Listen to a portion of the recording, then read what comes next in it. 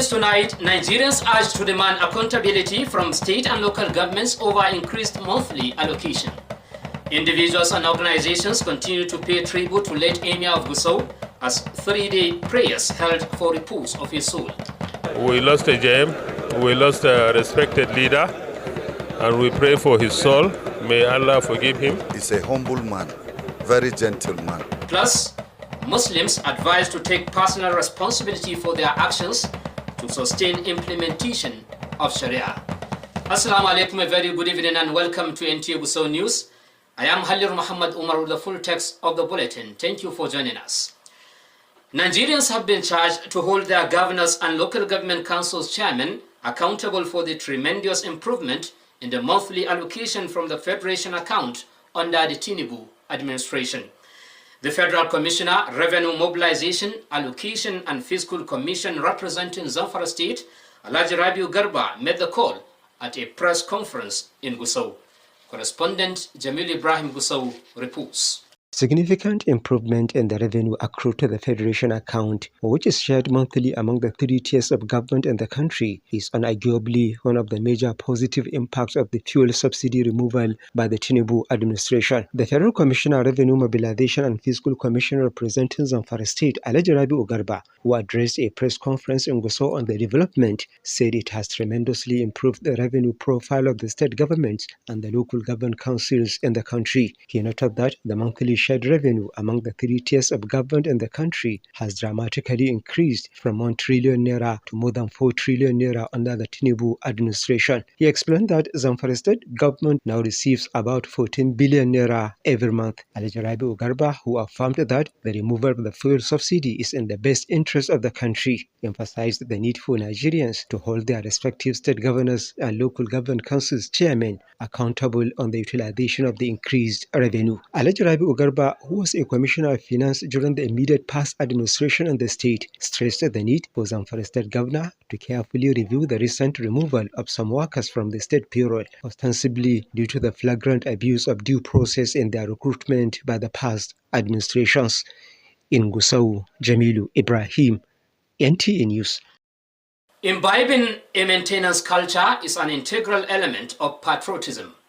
It is the duty of every citizen to maintain and protect public and government properties for the betterment of society. In this report, correspondent Nasir Shuaibu explores the views of the people on how to address attitudes towards maintenance culture, highlighting potential solutions to this pressing issue. His report. Over an extended period, abandoned projects and inadequate maintenance of public properties have impeded growth and development. In Birnin Kebbi, the capital of Kebbi State, and other areas, NTA News have witnessed unfortunate instances of vandalism and destruction of infrastructure by some individuals. Despite progress in developmental projects, some unpatriotic citizens show disregard for maintaining public properties. For the Director National Orientation Agency, Kebbi State, Nasir Karufi, there is a need to instill a sense of ownership among citizens, saying that people should build public infrastructure at their own properties and take responsibility for their upkeep. Maintenance culture is not something that at this material time we should be joking with. Let me use it that way, because whether public property, whether private property, any infrastructure that is not well maintained, it goes into the dilapidation, and putting it back will be a very costly activity. So the earlier you maintain a particular property before it gets into the dilapidation, the better. You'll be able to save cost, and then you'll be able to maintain that into functionality. Other respondents believe that fostering a maintenance culture is a collective responsibility that requires everybody's participation. Government alone cannot maintain all infrastructure. There's need for attitudinal change. There's need for people to change their attitudes towards the way they look at public property. Public property belongs to you, belongs to me, and belongs to everybody. So we need to change our attitude. That is the major factor. We need to understand. So for us to change our attitude, there is need for a sensitization. They appeal to the general public to uphold a maintenance culture at all times for the benefit of all. In Birnin Kebbi, Nasir Shuaibu, NTA News. The Nigerian Television Authority NTA Gusau has paid a condolence visit to the Gusau Emirate Council and family of the late Emir of Gusau, Dr. Ibrahim Bello. The General Manager, Zainab Said Abdul Nasir, who led the management team, described the late Emir as a father to the station. Correspondent Umar Adam reports that since the demise of the 15th Emir of Gusau, Alhaji Ibrahim Bello, the Emirate has continued to attract people from within and outside the state on a condolence mission. The management of NTA Gusau, led by the station's general manager, Zainab Said Abdul Nasir, was among the callers as it extended heartfelt condolences to the Gusau Emirate and family of the deceased, paying tribute to his legacy and contributions to the state. The Kogongo Naka Tagabas Muhammad Abdul Qadir appreciated the NTA for the condolence visit and solicited for more prayers to the deceased Emir. He urged the management to emulate the late Emir's leadership style, whom he said prioritized the welfare of his subjects. The late Emir passed away after a prolonged illness at the age of 71.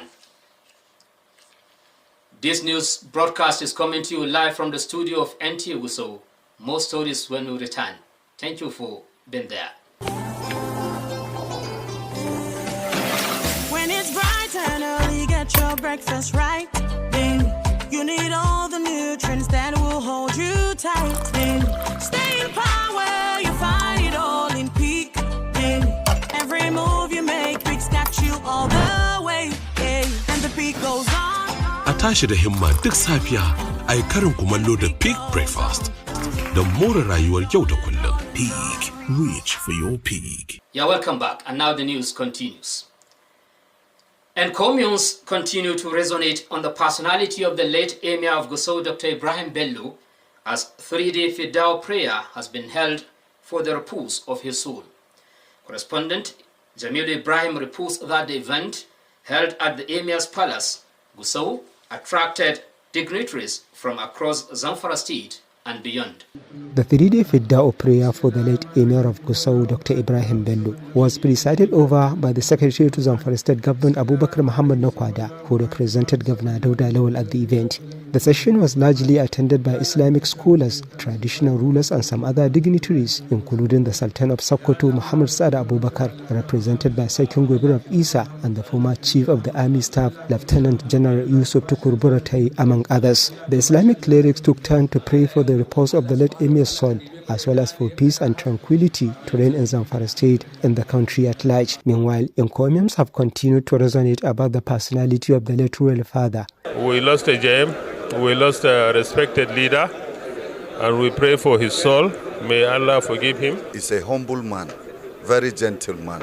We hope that the person that will succeed him will be able to wear this big shoe, because it's a vacuum that has been created.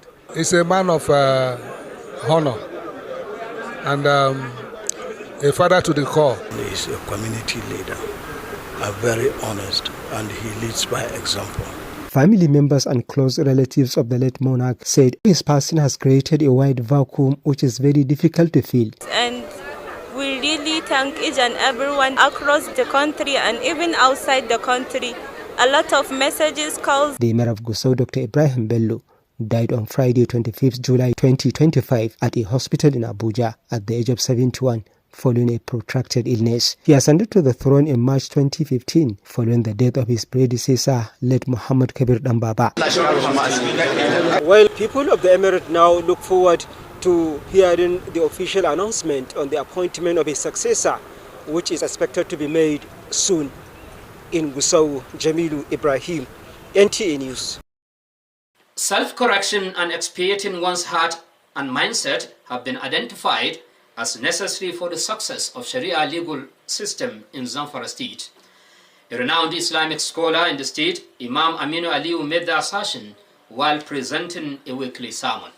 Correspondent Umar Adam reports that self-correction and expiating one's heart and mindset are essential for Muslims to support the Sharia legal system. Presenting the weekly sermon, Imam Aminu Aliu noted that Muslims must fear Allah and obey Him to sustain the implementation of Sharia in not only Zamfara State but across the globe. The Imam lamented that some parents are not committed to disciplining their children, thereby contributing to indecency and immorality among the younger generation. Malam Aminu Aliyu, who regretted how the negligence of some Muslims to their individual responsibilities affect the broader society, called for collective effort to reverse the ugly trend. Imam Aliyu, who further expressed concern about sins being committed by some school children in the name of celebrations, advised parents to teach their wards how to become better citizens. The Imam attributed some of the problems affecting the society today to disobedience to Allah's commands and called on Muslims to correct themselves and expiate their hearts.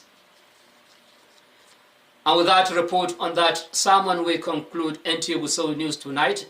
Thank you for watching and have a blessed night. Wassalamu alaikum.